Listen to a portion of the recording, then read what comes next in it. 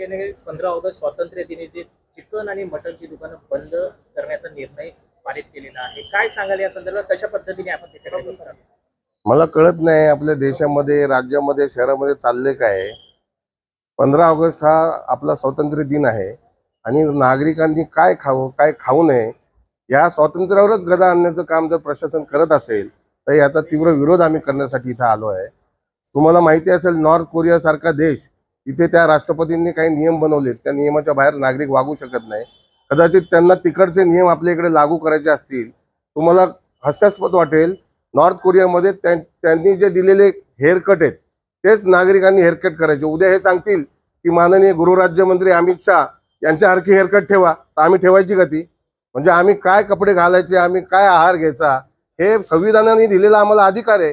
आणि त्या अधिकारावर जर तुम्ही गदा आणण्याचा प्रयत्न करत असाल तर ते आम्ही होऊन देणार नाही. खाटीक समाजाचे सर्व माझे बंधू, त्यांच्या अध्यक्षांशी बोलणं झाले, ते देखील इथे येणार आहेत.